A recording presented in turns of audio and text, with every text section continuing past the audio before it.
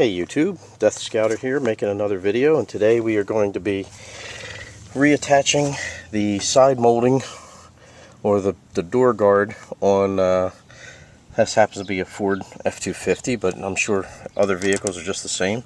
Bought this vehicle used, and whoever had it before us did a really cheesy job putting on some kind of Velcro garbage, but what I just did here is I just grabbed this because it's so hot here in the sun, and I was able to just pull this off. And what I'll be doing now is I'll be coming in and I'll clean up the back of the molding, and then coming out with some solvent and getting all this off, and then just showing you how to just reattach that with exterior grade two-sided tape, which is really how all these things are just put on anyway. You'd be surprised.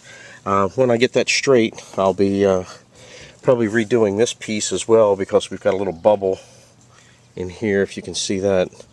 You know, got this, picked this up used, but so it's starting to show a little bit of wear and tear. But what I wanted to show is how easy it is to clear up things like this without having to, you know, put on these ridiculous attempts of you know, only patching it in small areas. So once this is off, now that this is off, let me go in and get some solvent and clean this down, and I'll show you how it looks once we've gotten all the old glue off. Sometimes these will come off, and you'll see videos of people using a heat gun to soften up the glue. With this being a rubberized plastic, I think a heat gun would probably be a good way to damage this. It's easier to just take this off with solvent and clean it up so that you have a nice clean surface for the new glue to stick to, and not worry about a heat gun where you could possibly do more damage. Okay, so what I'm going to do now is I'm going to clean this up to the point that it's a nice clean surface, and we're able to put fresh two-sided tape on it. And there's two ways, a couple of ways you can do this. The first thing that I'm going to do is I'm going to use a nice straight edge razor blade, and I'm just going to shave off very gently the remaining two-sided tape that's on here. And it may come off in pieces. Nice gentle action, no need to cut into the plastic.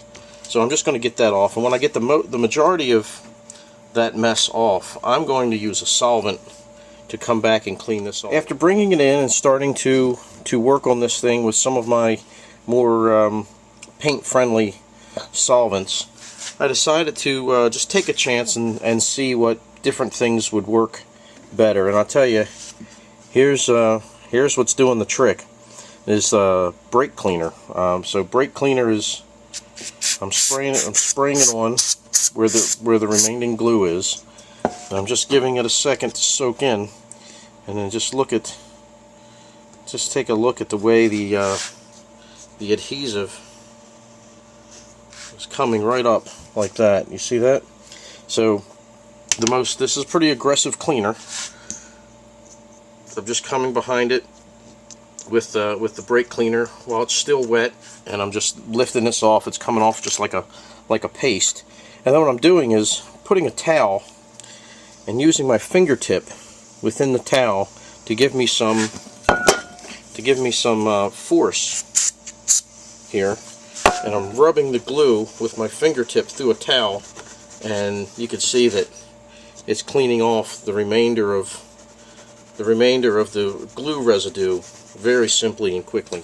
Okay, so we're out here at the door, and we're cleaning up the last of the glue. This has been a slow, not complicated, but slow process. We're getting the solvent on the rag, and it's got to be a paint-friendly solvent. I wouldn't use brake cleaner on this, but WD-40 or lighter fluid seems to be okay. But what I'm doing is I'm keeping my rag soaked with solvent, and just constantly working it, using something blunt like my fingernail to break the bond of the glue. And then once the glue has been scratched off, coming behind it with light abrasiveness of the rag and working the rest of the glue remnants off. So this actually went rather quickly. Very simple. Just be willing to put in a little bit of time. I think I got about 20 minutes when I used when I decided to go with brake cleaner on the back of the rubber stripping. 20 minutes to clean that off. And I've been out here rubbing on this for probably another 20 minutes or so. But it cleaned up really quickly. So I'm just going to come out here and wipe this down. I'm going to come behind it.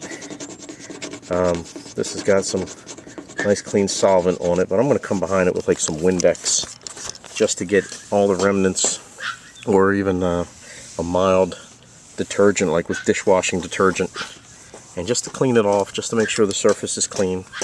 And then I can come out and put the two-sided tape on, and then push the molding back on. And I guess when I finish this, I'll come up here and I'll work on this next piece. Okay, so now I got the back of this all clean. I washed it down on both sides with dishwashing detergent to make sure all the residue was off from the solvents, and went out and got myself some two-sided tape. This is called Extreme, but what's really important here is that you flip it over and you verify that it's for indoor and outdoor use, which this is. Alright, so the two-sided tape has been put on all along the edges, and what I'll do now is I will start peeling back the backing. Alright, there's the finished product. I got it on straight and true, and it was very easy. Just laid it in place and then pressed it in. I did want to point out that up through here you can just make sure that the glue is making full contact behind behind the molding. Get a nice clean seal, that way when it cures there's no real gaps for dirt to get down like we have up here on this crappy section here that's going to get replaced next. Alright, so good luck with that. Not a hard repair, start to finish. One door took me about an hour. So if you want to spend all day redoing the sides of your truck, just plan on an hour per door. Alright?